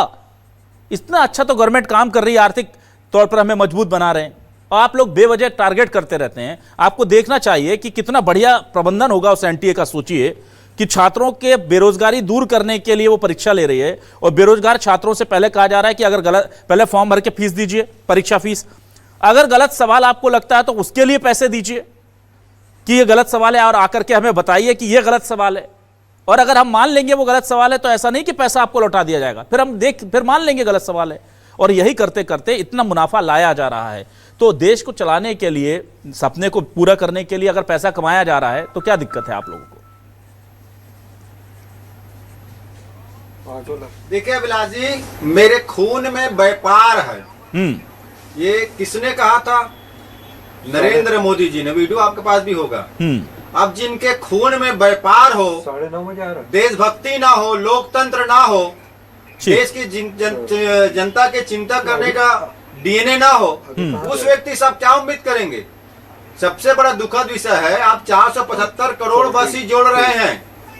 उस 475 करोड़ रुपए तो इनसे वसूला गया छात्रों से। उसके बाद जो छात्र सफर किए हैं उसका खर्चा, होटल में रुके उसके खर्चा, कोई लोन लेके, कर्ज लेके, कोई घर का जेवर गिरवी रख के, किसी से मदद मांग के परीक्षा दिलाने पहुंचा, इस उम्मीद के साथ किस परीक्षा को देने के बाद परिणाम उसके पक्ष में आएंगे और उनका भविष्य उज्जवल हो जाएगा। पर वो भूल गए कि इस देश के प्रधानमंत्री पद में बैठा व्यक्ति व्यापारी है, उसको फायदे से मतलब है, उसको ना तो छात्रों के भविष्य से मतलब है, ना देश की चिंता है, ना देश के हित में उनको काम करना है, ना उनको लोकतंत्र बचाए रखना है। तो जब खून में ही व्यापार है तो वहां तो ना लोकतंत्र बसता है, ना जनता की चिंता बसती है, ना जनता की सुनवाई है। इसीलिए वो जो आरोपी कहूंगा, मैं तो आरोपी कहूंगा, शिक्षा मंत्री धर्मेंद्र प्रधान को बचा के रखा गया है, क्योंकि कमाई करके उन्होंने दिया है उसको। ठीक है, बहुत ही नैतिक पतन हो चुका है और लोकतंत्र जो इस देश में खत्म हो चुका है। ठीक है, चलिए मैं जल्दी से उज्जवल दीपक जी आता हूं आपके पास। उज्जवल दीपक जी, देखिए बहुत बड़ी विडंबना है। विडंबना इसलिए है कि जरा वो तस्वीरें दिखाइए भाई उज्जवल दीपक जी को, जिस बच्ची के बारे में मैंने जिक्र किया, जगदलपुर की बच्ची है सर, ये मुस्कुराता हुआ चेहरा। सोचिए, दुनिया की सबसे बड़ी पार्टी के लोगों को नहीं पता। इस घर को देखिए सर, छप्पर में पॉलिथीन डाल के रह रहे हैं। सारे सपने इस बच्ची के साथ सजोए थे सर। मुझे हो सकता है कि पॉलिटिकल मामला हो, सब कुछ हो, पर एक बात बताइए सर, सरकार की या उस एनटीए की जो 500, 400, 500 करोड़ का मुनाफा कमाता है, उनकी जिम्मेदारी नहीं थी इन लोगों को आर्थिक मदद करने की? जिन बच्चों ने सुसाइड नोट में लिख करके कि क्योंकि मैं नीट का पेपर दोबारा नहीं दे पा रही हूं या मैं परेशान हूं, मैं जान दे रही हूं सर, थोड़ा सा मुनाफा में से कुछ पैसे इन लोगों के लिए दे जाते, ये माँ क्या करेगी सर? इसने तो पूरी जिंदगी लगा दी उस बच्ची को पढ़ाने के लिए। और बीजेपी, जिसके पास दुनिया की सबसे बड़ी पार्टी, जिसके पास हर प्रदेश का चमचमाता ऑफिस, जिसके पास इतना सारा फंड, और उसकी भी कहीं कोई जानकारी नहीं देने की सुविधा कि उसको आरटी के तहत नहीं लाया गया है। अगर सर आप लोग की पार्टी फंड से इसकी आर्थिक मदद हो जाए ऐसे परिवारों की, तो क्या दिक्कत सर? ये हमें बताना पड़ रहा है सर। आप तो हमसे पहले पहुंचते हैं हर जगह, आपका जबरदस्त नेटवर्क है सर पूरे देश में। विलास जी, पहले तो मैं इस बात का खंडन करना चाहूंगा कि नीट में जो एग्जाम हुआ है, तो जो कैंसिल हुआ एग्जाम, उसके सारे पैसे सारे प्रतिभागियों को वापस किए गए और दूसरे एग्जाम की कोई फीस नहीं ली गई। सर ये सिर्फ इस साल हुआ है सर, ये हम पुराना सारा रिकॉर्ड बता रहे हैं आपको। 475 करोड़ का जो मुनाफा है वो तब हुआ है जब इतना हंगामा हुआ तब। जी बोलिए आगे। बिल्कुल। तो एक सेल्फ सस्टेनेबल संस्था है, वो सरकार से पैसे नहीं ले रही है, जैसा रूबी जी ने कहा, एक रजिस्टर्ड संस्था है। दूसरा, खून में व्यापार होना कब से गलत? व्यापार तो चोर नहीं होते व्यापारी, बड़े बड़े देश के व्यापारी हैं। खून में गांधी परिवार की दलाली नहीं होनी चाहिए। एक दलाल का जो खून होता है ना, जो गांधी परिवार के खून में है, कि जिन्होंने देश बेच के ना धनंजय जी बेच के दलाली खाई है। धनंजय जी आप बोलने दीजिए। धनंजय जी आपने बोला, उज्जवल जी सुन रहे थे। धनंजय जी छत्तीसगढ़ धनंजय जी आप बोल रहे थे, उज्जवल जी सुन रहे थे। जो दलाली ना धनंजय जी आप आक्रोशित मत। धनंजय जी आपने भी कटु, देखिए कड़वे शब्द आपने, ठीक है धनंजय जी आपने भी शब्दों का इस्तेमाल किया कड़वे। अब उज्जवल जी जवाब दे रहे हैं, सुनिए सर प्लीज। नहीं, ये व्यापार होना सबसे गलत हो गया। देश के व्यापारी टैक्स पे करते हैं, गांधी परिवार की तरफ चोरी नहीं करते टैक्स की, जीएसटी पे करते हैं, लोगों को नौकरी देते हैं। ठीक है कर्मशील लोग होते हैं व्यापारी। ना धनंजय जी आप बोलने दीजिए। धनंजय जी गलत बात है, आपने आरोप लगाए, उज्जवल जी सुन रहे थे। धनंजय जी गलत बात। धनंजय जी आपने आरोप लगाए। ना धनंजय जी आपने उज्जवल जी के, अरे गलत बात है धनंजय जी, ये गलत आपने बोल ली है बात। आपने उनके सर्वोच्च नेता पर आरोप लगाए, वो सुन रहे थे। बस ठीक है, हो गया। खून में एक मिनट उज्जवल जी, मैं जरा धनंजय जी को शांत करा लूं। धनंजय जी ठीक हो गया ना? नहीं होना चाहिए। ठीक है धनंजय जी, कांग्रेस परिवार जो भाई धनंजय जी तो वो कब मना कर रहे हैं कि नहीं कहा? उन्होंने कब कहा? आप बेवजह उनको बोलने नहीं दे रहे। नरेंद्र मोदी की दलाली नहीं किया। ठीक है, अब आप हो गया धनंजय जी। बस अब आपने आरोप लगाए उनके नेता पर, तो जवाब के लिए आपको तैयार रहना चाहिए सर। उनको मौका देंगे हम। ऐसा नहीं आप बोल रहे थे, वो सुन रहे थे। तो नरेंद्र मोदी ने स्वीकार अरे भाई आप लग रहा है कि आप बैकफुट पर आ गए। धनंजय जी आप सुनिए ना, जब आपने आरोप लगाए उन्होंने सुना आराम से, अब वो बोल रहे हैं, आप सुनिए। बोलिए उज्जवल जी। आपके संपादक हैं, आपका मीडिया चैनल है, वो भी तो व्यापार है ना। बिल्कुल उज्जवल। व्यापार करना गलत कब से हो गया? उज्जवल दीपक जी चलाइए, बताइए जी। दलाली नहीं होनी चाहिए बस। दूसरा, जहां तक बात है नीट परीक्षा की, तो मैंने पहले भी कहा कि सरकार ने जिम्मेदारी ली है और सरकार ने और इसको एक्सेप्ट करते हुए रिकॉर्ड दिनों में रीनीट कराई और उसको सफलतापूर्वक संचालन किया है। उज्जवल जी सवाल, लेकिन ये छात्रों का आंदोलन नहीं है। हमें तकलीफ इस बात से है। ठीक है, जब तक वो आंदोलन शांतिपूर्वक चल रहा था हमने होने दिया। जिस दिन वो उग्र हो गए, उन्होंने पुलिस वालों को भी मारा है, गाड़ियां जलाई हैं। उज्जवल जी देखिए, मैं जानता हूं उज्जवल जी आप बहुत विद्वान प्रवक्ता हैं, लेकिन मुझे भी 20-22 साल 25 साल हो गए सर। मेरा सवाल कुछ और था। मेरा सवाल उस बच्ची के घर से था, मेरा सवाल आर्थिक सहायता से था, मेरा सवाल बीजेपी के संगठन ने मदद नहीं की उससे था, मेरा सवाल एनटीए ने उसको पैसे नहीं दिए उससे था, मेरा सवाल केंद्र ने किसी भी मृत बच्चों के परिजनों की सुध नहीं ली उससे था, मेरा सवाल राज्य सरकारों को नहीं पता कि उनके राज्य में किन बच्चों ने सुसाइड किया। सदन में इस विषय पर चर्चा करने को तैयार है। विपक्षी दलों को चाहिए कि चर्चा करें, उसका हल निकालें। उज्जवल जी, अगर ऐसी कोई मांग होगी कि बच्चों को मुआवजा देने की, सबसे पहले मैं खड़ा हूंगा। तो मांग आपको करनी चाहिए ना उज्जवल दीपक जी। मैं बिल्कुल करूंगा। आप मांग कीजिए ना, आप सरकार के खिलाफ बोलिए, सरकार को एक प्रस्ताव भेजिए कि भाई ये हमारी जगदलपुर की बच्ची है, इस वजह से इसने सुसाइड किया था, इसके घर में छप्पर नहीं है, छत नहीं है, मार हो रही है, दे दीजिए इनको कुछ मदद। पहले आपने अभी मुझे खबर बताई है, मैं अपने लेवल पे वेरीफाई कर लेता हूं और मांग को मैं जरूर उठाऊंगा। मैं चैनल पे वादा कर रहा हूं। चलिए, आप इस संवेदनशीलता के लिए बहुत शुक्रिया। बाबूलाल शर्मा जी, लास्ट सवाल आपसे लेता हूं, माफी चाहूंगा समय कम दे पाया आपको, लेकिन विषय यही है सर कि क्या बच्चों का भला होगा, या ये सिर्फ ये जो पूरा मुद्दा चल रहा है, ये सिर्फ बीजेपी, कांग्रेस, कॉकरोच जनता पार्टी, समाजवादी पार्टी, आम आदमी पार्टी, इनको नफा नुकसान देकर के खत्म हो जाएगा? कुछ बदलेगा क्या सिस्टम? देखिए, सरकार को इस तरीके से नहीं सोचना चाहिए कि पार्टी पॉलिटिक्स वाली मसला उनको बच्चों के हिसाब से सोचना चाहिए, और बच्चों का क्या भला अब हो सकता है उस तरीके के सोचना चाहिए। जो भी अभी तक सोच लिया कर लिया, जाने दीजिए। अब कम से कम जो है उन बच्चों के भले के लिए सोचो और भले के लिए बात करो। जहां तक राहुल गांधी की बात कर रहे हैं वहां तक पहुंच गए, इसलिए ऐसा वैसा। अब मैं एक प्रश्न उसमें से उठा के बताता हूं अभिलाष जी कि आप बताओ, पीएम हाउस के गेट तक अगर कोई पहुंच गया है तो किसकी कमजोरी है? राहुल गांधी की कमजोरी है क्या गेट तक पहुंचना? पुलिस क्यों नहीं रुकी? पुलिस ने क्यों नहीं रखा? सुरक्षा व्यवस्था के साथ घेरे कहां गए? तो गलतियां जो है उसको समझना होगा कि वहां तक जाने दिया गया है, तो कहीं ना कहीं लोगों को सहानुभूति है उस मामले में। इस बात की सहानुभूति है कि भाई ये सही दिशा में जा रहे हैं, सही बात उठा रहे हैं, तो इसको जाने दिया जाए या कुछ तो डील हुई है वहां पर। अब मेरा तो ये कहना है जी। दूसरी चीज ये है कि अब सरकार को जो करना था कर लिया उसने, जो होना था हो लिया, जो चर्चा हो रही थी हो गई, जो नफा नुकसान होगा होगा। अब जो है उनको सकारात्मक दृष्टिकोण अपनाते हुए बच्चों के प्रति जो है अच्छी भावना के साथ सोचना शुरू करना चाहिए। और धर्मेंद्र प्रधान को जो है उसका इस्तीफा ले लेना चाहिए। कोई बड़ी बारी बात नहीं है, कोई बहुत बड़ा सौदा नहीं है, वो ले लेना चाहिए। बाद में आपको फिर से लेना होगा तो ले लेना, लेकिन एक बार आपको वापस उसको जो है धर्मेंद्र प्रधान से इस्तीफा मांग लेना चाहिए। जी बिल्कुल जाहिर सी बात है कि सब कुछ दिख रहा है और अब तो यह हालत हो गई है कि आपको इंपैक्ट क्या हुआ है इस पूरे घटनाक्रम का, या ये जो परीक्षा लीक हुई है, इसके लिए दिल्ली नहीं जाना, कहीं नहीं जाना, अपने आसपास देख लीजिए। 2-4 पीड़ित प्रभावित परिवार आपके आसपास है। छत्तीसगढ़ में है, मऊगंज में है, उमरिया में, बहुत सारी जगह, मध्य प्रदेश छत्तीसगढ़ के कई बच्चे हैं। इंदौर में एक बच्ची, उसके पिता ने तो यह कह दिया कि मैंने जब उनसे बोला कि क्या आप बात करना चाहेंगे, तो उनका यह कहना था साफ कि मुझे इस सिस्टम से अब उम्मीद ही नहीं है, मैं बात ही नहीं करना चाहता, मेरा सपना, मेरी बेटी चली गई, मुझे कोई बात ही नहीं करनी इस विषय। इतने ज्यादा हताश हैं लोग अब कि वो अब इंसाफ भी नहीं मांग रहे।